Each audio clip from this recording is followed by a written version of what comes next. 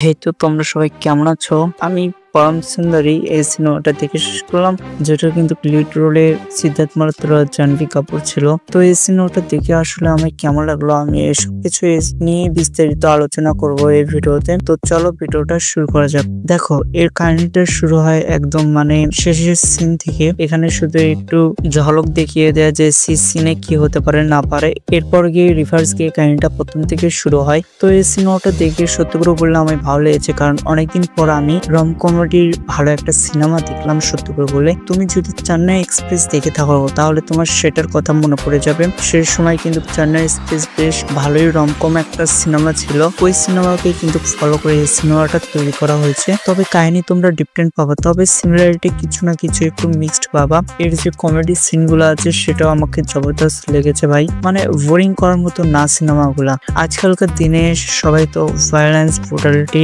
Action cinema তৈরি করেছে, কিন্তু এখানে ডিরেক্টর আগের যুগের সিনেমা তৈরি করে দেখিয়ে দিচ্ছে যে আজকাল ভায়োলেন্স, ব্রুটালিটি যুগে এসেও এই সিনেমা তৈরি করা সম্ভব। আর এটা আসলে কিন্তু অনেক এন্টারটেইনমেন্টও দিয়ে যায় আমাদের। আমরা কিন্তু এখনো আগের সিনেমা অনেকগুলো মিস করি। তো সে আগের সিনেমাও যদি তোমাদের ভালো লেগে থাকতো তাহলে আমি তোমাদের বলবো তোমরা একবার হলো এই সিনেমাটা গিয়ে দেখে আসো। তো এই সিনেমাটা যদি কাহিনী নিয়ে কথা বলি তাহলে দেখো, এখানে যে সিদ্ধার্থ মালহোত্রা তার একটা কোম্পানি আছে, কিন্তু সে তার কোম্পানিতে প্রত্যেকবার লস খাই, পরে গিয়ে তার বাবার কাছ থেকে আবার টাকা আনে। তো এখানে সে একটা ওয়েবসাইটের কন্ট্যাক্ট পায়। তো এখানে তার 5 কোটি টাকার দরকার ছিল, কিন্তু তার বাবা বলে প্রথমে এই সফটওয়্যারটা কিভাবে কাজ করে সেটা আমাকে দেখাও, তারপরে আমি টাকা দেবো। তো এই সফটওয়্যারটা অ্যাকচুয়ালি ছিল যে তোমার সোলমেট, তোমার জীবন সঙ্গী খুঁজে বের করা। তো সিদ্ধার্থ মালহোত্রা এই কারণে নিজের ওপর এক্সপেরিমেন্ট করার জন্য, তার জীবনের লাইফ পার্টনার খোঁজার জন্য এই অ্যাপের ভেতর সাইন ইন করে। পরে গিয়ে সে দেখে যে কর্ণাটকের একটা জায়গায় তার সোলমেট আছে। তো সেখানে অ্যাকচুয়ালি জাহ্নবী কাপুর ছিল। তো তারপরে গিয়ে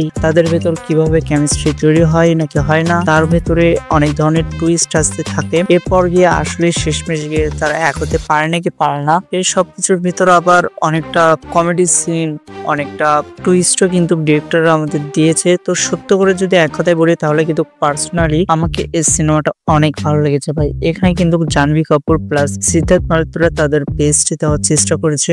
তো আমি তোমাদের সাজেস্ট করবো তোমরা একবার হলে গিয়েও এই সিনেমাটা দেখে আসো। আমি তোমাদের 100% গ্যারান্টি দিচ্ছি, তোমাদের এই সিনেমাটা দেখে অবশ্যই 100% এন্টারটেইনড আসবে। তো আজকের ভিডিওটা এই পর্যন্তই, তোমাদের সাথে দেখা হবে নেক্সট একটা ভিডিওতে। Good bye.